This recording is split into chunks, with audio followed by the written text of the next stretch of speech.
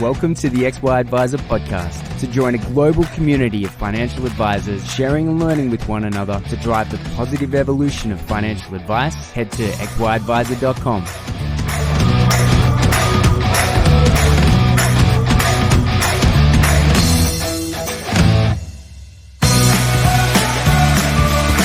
Both Zurich and Onepath life insurance offerings deliver the broadest range of offerings in the market with a combined 4 distinct solutions on offer to better serve all Australians. At Zurich and Onepath, we believe in the value of advice and the professionals who provide it. This means investing in more ways to help your clients and making it easier for you to do business with us. To find out more about how we can help you and your clients, contact your Zurich and Onepath Life or Zurich Investments representative today.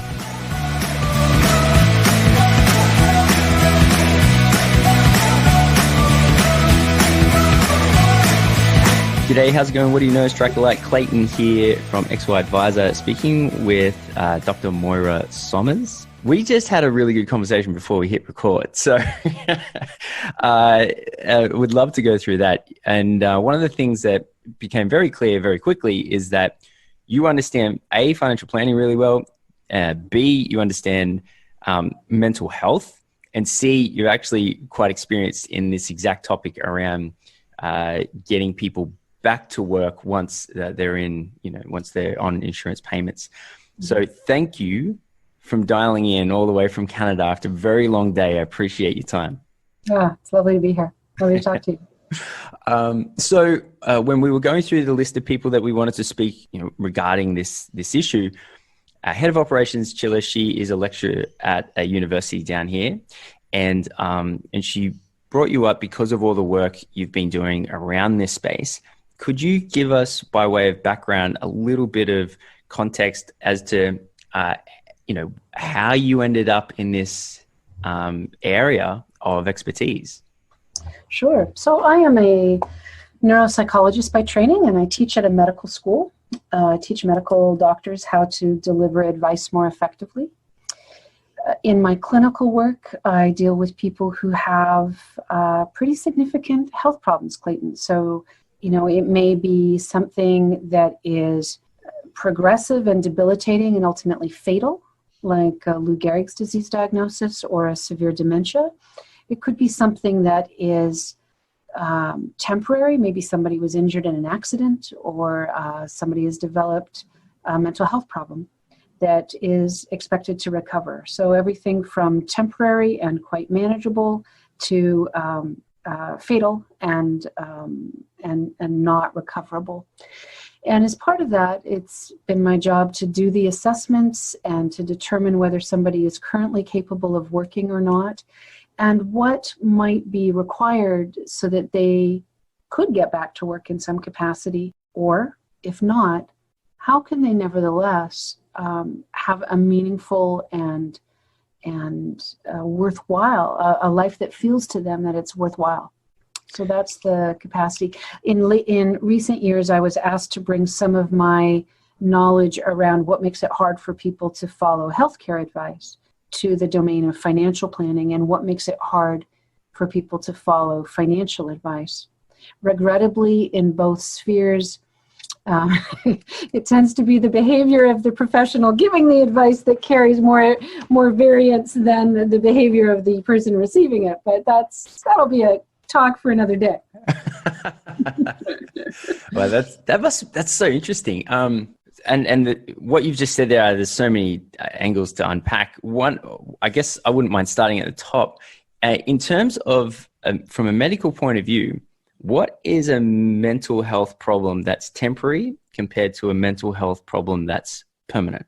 Well, I suppose anything can become permanent, and even sometimes some of the gravest problems that we think are just not amenable to any kind of intervention, suddenly either they come up with a better intervention, or something seemingly kind of miraculous happens that something changes in the person's life. So we know that there are some things, for example, that are developmental problems, something like autism, for example, where it's very rare that somebody would be completely asymptomatic of a developmental kind of condition like that, chances are that with early intervention, people can become very highly functional, and but they themselves will indicate that, there are things that are just harder for them than for other people, some things that are easier for them than other people. And so it remains kind of a difference that's manageable. For some folks, it's very severe, as you know, that some people's autism is not so easily treated.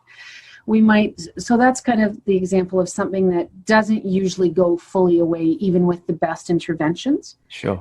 But may actually still be workable and even turn into a strength in some situations. A more temporary kind of thing may be a depression, a grief reaction, an anxiety disorder, your basic spider phobia, something like a social phobia that may with treatment get better, or it may with continued avoidance or continued neglect of some of the things that contribute to depression and anxiety may deepen and become harder for people to extricate themselves from or heal from. When someone experiences a mental health episode, a bout of depression or high levels of anxiety, in this country, there is the potential and the possibility to claim on a disability insurance or an income protection insurance, these types of things. And from a rudimentary point of view, an advisor has done an awesome job when that happens to a client and the advisor is able to facilitate a claim and to help this client. Where things get a little bit messed up is when, let's say, my client has depression, they go on claim, and let's say as an advisor, I've done such a good job that they're actually making, in some cases, more money, and then in others, is very close to the same amount of money while on claim compared to when they were working. This creates a situation where people are almost incentivized to not get back to work. From your point of view, would you, in a million years, consider the best interest of that client to never get back to work? When we're doing disability assessments as healthcare providers, one of the things that we're looking for are there any disincentives for this person to get back to work? And financial disincentives are just one of many. It is rare in Canada for somebody to be better off while on insurance than in the workplace, at least from the financial point of view. It's rare that people are not taking some kind of hit. But nevertheless, that does happen. Sometimes there are multiple insurance policies. But there are other disincentives, Clayton. There are things like maybe their spouse is at home off work too. And that usually is a bad predictive indicator. If you've got more than one person in the house on disability, it is often very hard to get the next person off it. If you have a terrible, terrible work situation that, perhaps the person has been bullied, traumatized, perhaps they have been promoted, the Peter principle, promoted to the point where they're not able to function adequately in the role, and there's no going back to a better, or where they may be in the sort of above 50, but before the point where they could get an adequate retirement pension. And it's super, super difficult for them to consider any other form of work that would give them anywhere near the income that they've been used to. So those are just, off the top of my head, examples of disincentives for going back to work. We know, however, that work has remarkable health boosting properties for it. At least most work does.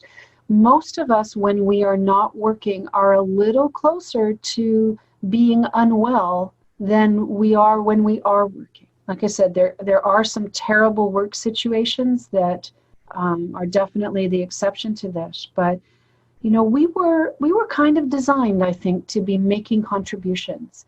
and to be actively engaged in things other than just ourselves, other than just our family, even. And when the option of making those contributions is taken from us through some sort of disability, then it often becomes more difficult for us to get better. A temporary respite from that is often critical. But for that to be permanent, we have to think really carefully about whether that truly represents the highest quality of life for that individual. Many of your financial professionals will have seen this at a slightly different perspective in just looking at retirement. We can set people up for just financially kick-ass retirements. Yeah. That is no guarantee for a great quality of life, is it? And we know that if people are not actively engaged in something once their work life ends, that they are on the fast track to decline. Yeah. And so it can be very much the same with mental health disability, that you have to be really circumspect and involve mental health professionals around helping people to discern whether some kind of return to work plan is in their best interest. Do you see financial planners and clinicians, clinical psychologists, working together more in the future?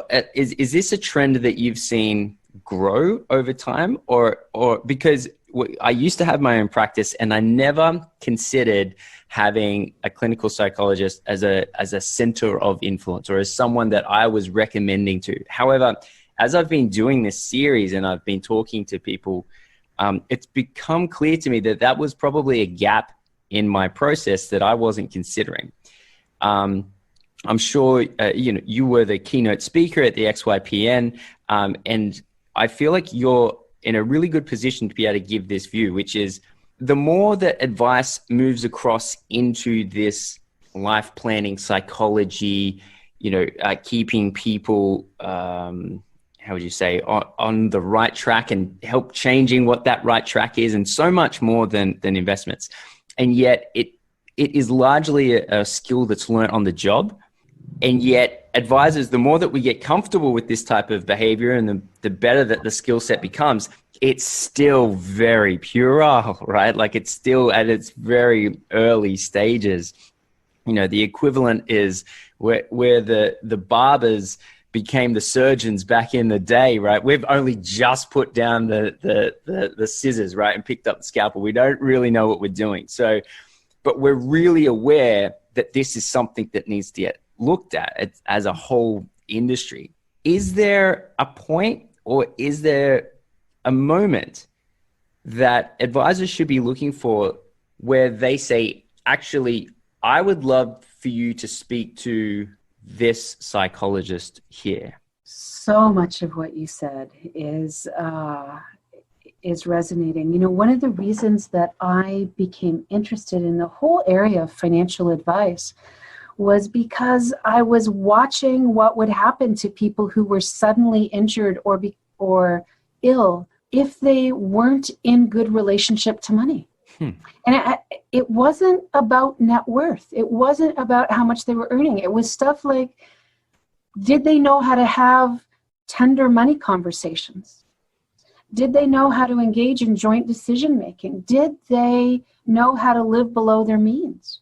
Because if they didn't have any of those skills going into the hard times, it was really hard for them to develop it on the fly. Yeah.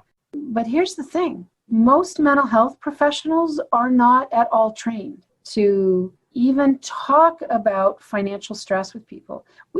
The American Psychological Association puts out surveys year after year asking people what their biggest source of stress is. And year after year, guess what tops the list? Yeah. It's money. And all of the things that flow from that, including, your living situations and your job situation. But we get zero training on how to actually help people do anything with that stress. I have more training on dealing with people's foot fetishes or snake phobias than I did, coming out of graduate school about money. Wow. Yeah. It's crazy. And then at the same time, I look at financial advisors training. And to this day, you still don't have to have even a rudimentary course in communication. Yeah, crazy. To get major licensing, CFA, CFPs, insurance designations. It's like, I don't know who you think you're advising, but maybe a course in working with humans would be, a great. So if we could become like the peanut butter cups of professions, where we start, getting better at enlisting each other's services, that's kind of like rudimentary step. Do we have each other in our, in olden days, it would have been the Filofax, and today it's in the contact list. Are we in each other's contacts? And do we know how to make skillful, timely referrals? And that's a great question, because, and I don't mean to jump in there, but that truly is such a huge question, because for me, and I was speaking with an advisor who does exactly this, but the reason why he's so good at it is because he has seen as a client himself these clinicians, right? And so he's able to say, hey, I saw this person when I was going through something like this. You can, and that is an unbelievably great strategy, but not every financial planner out there can use that strategy. So when you just mentioned, do we have the skills to be able to provide timely referrals? Do you have a suggestion for advisors on how to even do that? One suggestion. Let me kill my darlings while I think about the one. It's a tough question. It is a tough question, and the reason why I'm asking is because I haven't solved it yet, right? Because as a great advisor, you need to ask great questions, right? And I was on a journey. I would never call myself a great advisor. I've spoken to great advisors, and always the best advisors have the best questions. And so a little while ago, we did an ethical investment series. And the more I spoke to people about ethical investments, the more I realized that there is an inherent judgment, right? When you're asking someone if they want to invest ethically or not, because if you ask someone that question sort of straightforward, they're either going to answer in the positive or the negative. And then there's sort of judgment connotations to both of those, and it skews the conversation, right? And so I over the course of the series, my goal was to figure out how to ask a great question around ethical investing. And that came in the end, it was, along the lines of, when you go shopping, do you pay attention to whether you're purchasing caged eggs or free range eggs, or do you have ethical sort of like skews in your day-to-day shopping and purchasing decisions? That's kind of like, that's a much easier conversation to say, is this something you pay attention to as you go about your day-to-day life? Because then if they answer the affirmative, then you can pursue that line of questioning more and end up at ethical investments. If they answer in the negative, then there's probably a good chance that they're not going to care about where their investments go. And it's a nice little, I guess, entry point into how you can discover that information without making the client feel awkward in any way. And this idea that advisors and psychologists need to work together more is, and I'm almost ashamed to say, it's something I've never really considered before starting this mental health series. And as I'm speaking to more and more experts, I'm realizing, okay, this is a huge gap in my knowledge. And then so the question becomes, how do I ask how do I pose it? Because it's awesome if you've seen the psychologist and it really connects that person to the referral. That's really good. But is there some way that we can, because if I've got a client sitting in front of me and I say something, I would say something stupid. I would say something along the lines of, oh, you seem really sad. Have you seen a psychologist? And I can see how that could end up being not a great question to ask, because it almost does one or two things. It puts too much pressure on the person, I guess, to answer either way. And then again, there's judgments to how they answer that. And also it means I'm judging them as well. And so if I consider all of that, maybe it's just I'm being too sensitive, but I like to at least consider maybe there's a good way to ask a question. I think I love that you put that question out there, and I'm hoping that the people listening to this podcast will chime in and perhaps there's some really great ways of looking at this. I think I can't just give you one. There's just too many good possibilities out there. But look, if you're going to engage in life, so if you're moving along the continuum, or if the profession is moving along the continuum from sort of being a product salesperson to doing financial planning to doing life planning with people, if that's your goal as an individual, then first of all, you probably have a little bit of a bent towards wanting even to have deeper conversations. I just really want to encourage financial advisors to realize how often they really are on sacred ground with people. You guys are the ones who often are the first people to learn, other than the healthcare provider who gave the news, you are often the first people in that person's life to know that they've just received a fatal diagnosis. You may be the first person who they've told that they are planning on leaving their spouse. You may be one of the first persons that gets the call when they've just received the great news about the sports contract or the business sale, or the devastating news that they've been laid off. You are most likely to be brought in during some of the toughest and the best times of people's lives. And that is an opportunity for job satisfaction in the advisors that is just incredible if you have that bent. And so to trust yourself that you can develop skills to be with people, to be present with people, and to learn how to do what it used to be called in the literature, it used to be called optimal support matching. How's that for jargony?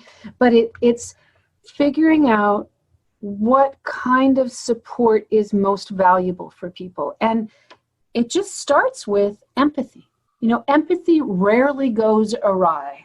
Your ability to sit with warmth and compassion with people and to hear what they're telling you without feeling like you need to fix it or stop it, that rarely goes wrong. And sometimes that is the entire, you just earned your salt simply by providing that. For some people, they just want information in a sort of cut and dried way. They want to know, okay, is there an alcohol treatment center for my child who's going off the rails, right? And you say, because you know people, yes, here it is, and I'm going to email it to you because, this is so tough for you that I'll just make sure that a combination of the spoken and the written word comes your way because that's going to be easier to remember. And sometimes they will say, I need advice. I have no clue what to do right now. Yeah. And you can say, again, with all the empathy in the world, I totally get that. I don't know that you can know what to do, but I know that there are people whose job it is to help walk us through these times. Would you like me to give you some names of people who I know to be good at this? That would be excellent. That, like, if I was your client, I'd feel so comfortable with you approaching it that way. That's and that whole idea of being able to ask great questions, that is precisely along the lines of, because it is so serious. And I guess, I'm asking it in a lighthearted fashion, because that's typically the tone of the podcast. But the outcomes of these situations are so intense that they're kind of like, they're really important to have. And I guess this is why this podcast exists, because there's people like you who focus so much on the human side, and then you've brought in, which is the biggest stress in life, money. And so and there's this awesome, I guess, body of work out there, which, as Carl Richards said last night, we somehow haven't managed to go linear. It's just, let's say 40 years ago, there was one or two people speaking about the whole idea of what financial planning could be. And now, and then it was 5% of the market and there was 10% of the market. But we haven't, it's not like this, everyone is progressively getting to this point. There's a bigger percentage of people that are. And I'm not sure what it's like in Canada, but over here, at least to what I can see, I would say probably 25% of the advisor population are working towards becoming this person who's very good at everything, including people and money. Mm-hmm. So it's not just, they're not just focused on the investments. And so thank you for that awesome piece, because my goal and my job is to get as many of those pieces of knowledge to add to the whole piece as possible.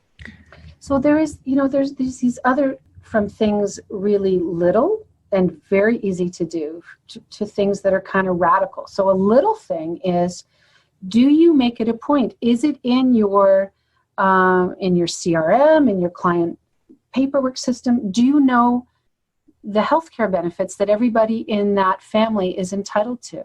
What are the extended benefits? What do they get for mental health if they're a university student? Is there any private coverage for marriage therapy, social work, drug and alcohol treatment, psychotherapy? Because it's pretty darned hard to get better from some of these major mental health problems without intervention. If they go to the family doctor, they will get what family doctors know how to do, which is typically prescribe. But that doesn't help people overcome the avoidance patterns. That doesn't solve the social relationship. That doesn't deal with the addiction in a way that puts people on solid ground with respect to their recovery. So what else is available? Through free community resources, through private insurance that somebody might have.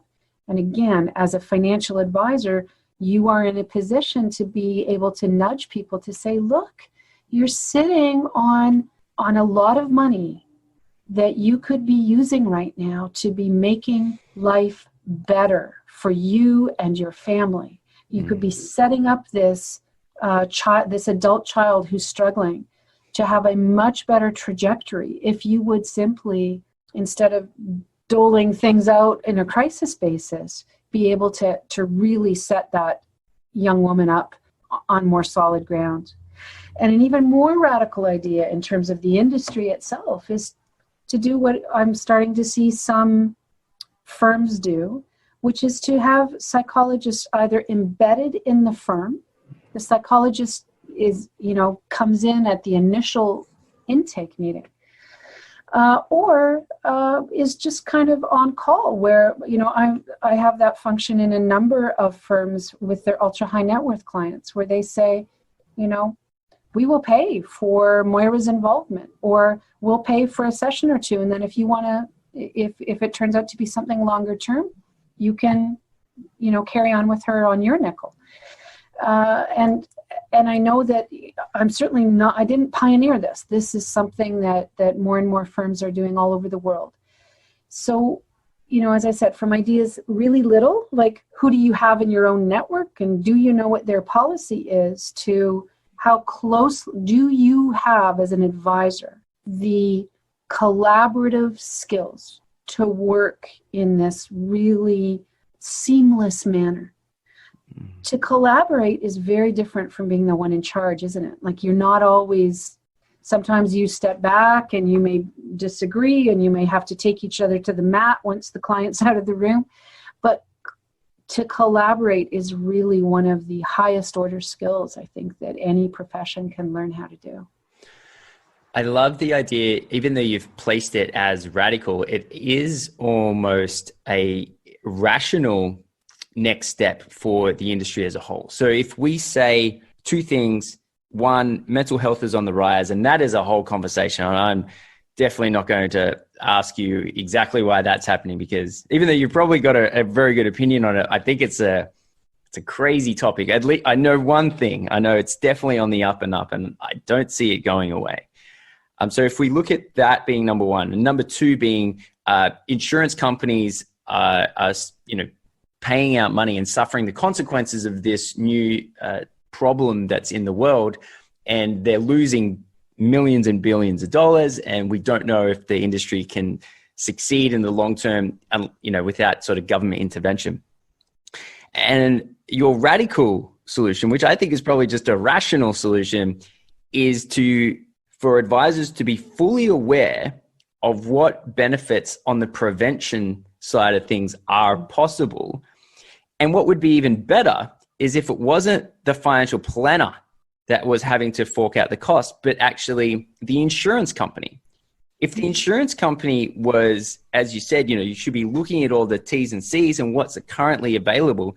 I think the only probably rational solution for the future of both financial advice and insurance is to head a lot of this stuff off at the pass, because otherwise it's gone. Yeah. So, at every level of funding, that is an insight that's, it's like glaringly obvious, and yet so deeply neglected. But Australia is on the world radar for the things that you guys have been doing with early childhood intervention. So, for example, with that autistic child that I mentioned at the outset of this podcast, you guys have some of the most rigorous and evidence-based and genius interventions. Wow. And the financial, let's just leave our little bleeding human hearts out of this, but just the financial cost for doing those interventions pale in comparison to what happens to these folks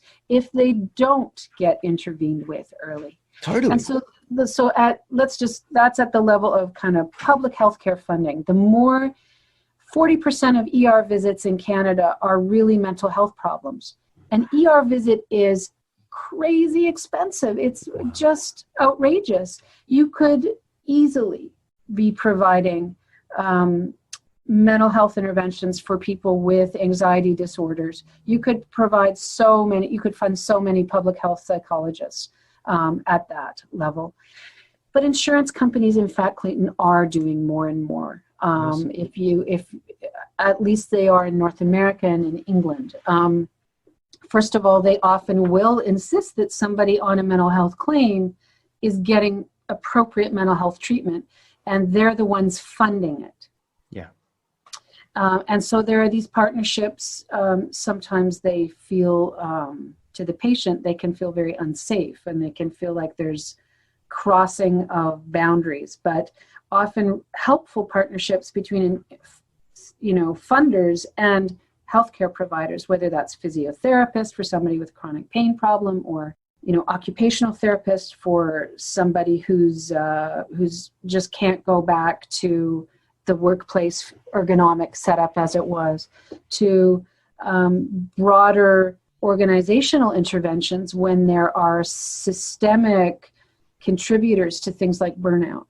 So minute again to really big.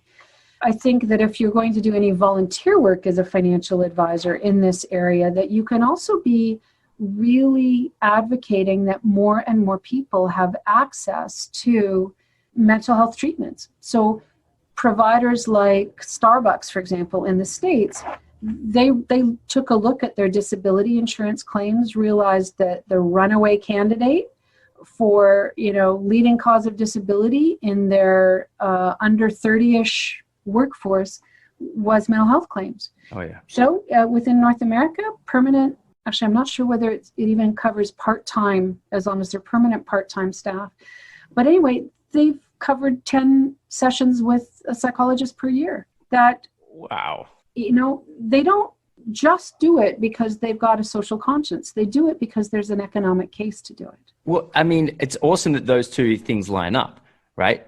I don't think society wants people, because there's a thing where if you claim for mental health or you claim for any reason, then if you're not off that claim within, a certain amount of time, then something else is going to go wrong. You're going to degenerate further and further and further. And so it's almost like if someone gets plucked up and put into this position where they're on claim, and if they're not managed, then they can their whole life can be over, and it can go from one problem to the next. And so there's that huge piece about prevention. And if it could be as simple as paying for 10 sessions per employee per year, the savings just so happen to be socially responsible, which, let's face it, not capitalism and what's good for society doesn't always go hand in hand. Oftentimes it doesn't, but I think in this case it does. And so I'm a big fan. And another glaringly obvious thing is, when I was providing insurance advice, I didn't know any of this stuff. I didn't know what was currently available from the insurance company. I think I'm probably an example of widespread lack of knowledge around what is available for psychological help that's immediately available to clients who currently are insurance clients. I think it makes so much sense. I think your radical idea to me is very rational.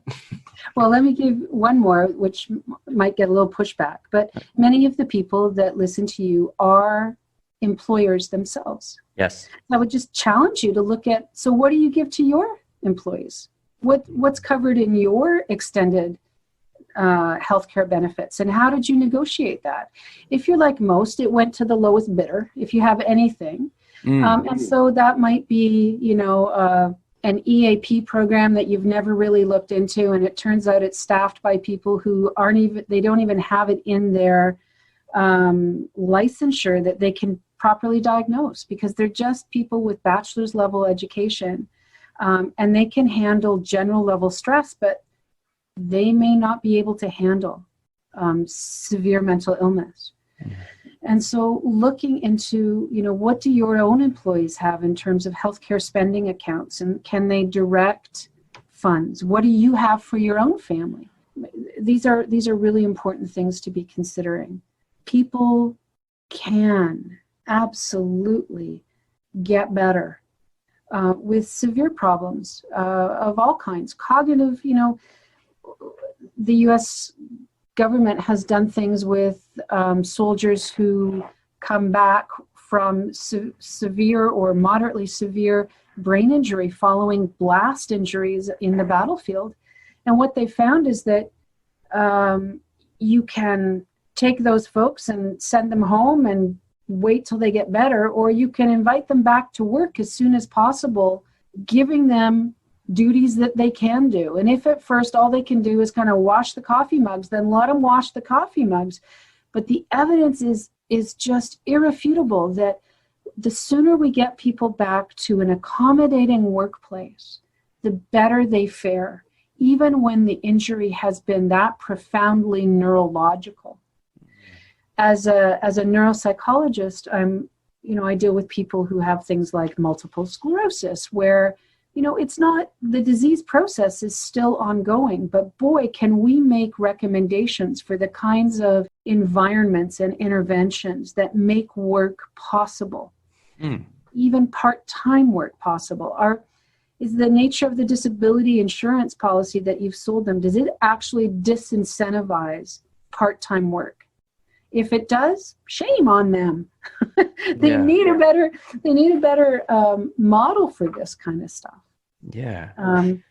I think right now the COVID crisis is making governments the world over look at, should we just bite the bullet and do the basic minimal income? Because it's sure costing us billions of dollars to make up stuff on the fly that we know is going to be both abused and grossly inadequate anyway. So, what if we actually were more thoughtful about making sure that people have enough to live on, and then helping get them to a place where they want to work and they are psychologically capable of withstanding the rigors of work? Because mental health is not just the absence of mental illness, is it? It's about vitality at so many levels, including financial wellness. And you guys contribute so much, because if you don't have financial wellness, it's hard to have wellness at any other level, right? The biggest, if we're going to look at what's the biggest determinant of health or of ill health, it's poverty. Yeah. Or none. Poverty is the single biggest determinant of ill health at all levels. So the work that you guys do to help move people into financial stability, into thriving, is so critical and so helpful. And every step of the way that you develop your own ability to work with people, as I said, during some of the worst days of their life and some of the best days of their life, there is this huge spin-off effect for society as a whole. You wrote a book, Advice That Sticks, and you do a lot of work with advisors as well. So it's kind of interesting. You have a very unique view in that you understand what advisors, or how advisors think and how advisors do a better job, and also how their clients think and how their clients do a better job. With respect to your time, because I know you've had a very long day, and so I won't keep you beyond our allocated time. So perhaps just as a parting idea, what would you say to advisors out there that want to improve, maybe just even by a singular step, beyond going out and purchasing your book at all good bookstores? What is something that they could do to connect with their clients and start delivering on this type of advice that brings in their psychology on a greater level? Wow. You keep wanting one bullet point, huh? At the end of the day, it's just really hard for me to come up with one. They are tricky questions. They're definitely tricky questions. Well, if there was one thing that they could stop doing, it's stop talking so much. Really learn how to listen. We train medical doctors. We give them years of training in this very principle. And, 2 years out of school, the average physician interrupts within 15 seconds. So we still really haven't nailed this problem. But it is the thing that makes the biggest difference. The more airtime a client gets in a meeting with you, the more satisfied that client is. And the more that you are listening, the more attuned the advice that you can give. So really developing those listening skills, and which requires you to stop talking.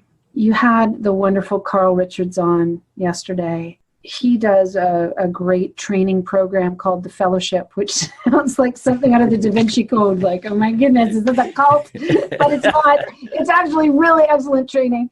And then there is something like the Financial Transitionist Institute, which does a much deeper dive and a certification process. And there are people within Australia who have been through that, who are wonderful exemplars of that. But, I consult to that institute, so I can vouch for the quality of the training. But as you said, Clayton, there's a groundswell of interest in this. And I'm so excited to see that. And I hope that it's matched by equal commitments in healthcare to get better at understanding the financial implications, just as you guys are getting better at understanding the human implications. Thank you so much for your time. Honestly, I've learned so much on a personal level. I'm sure many advisors out there will as well. If there's any advisor that wants to reach out, say, hi, can you give me some help with my advice? Because I know you do work with advisors as well. How do they find you? Go to my website, moneymindandmeaning.com, if you'd like to learn more about the work that I do.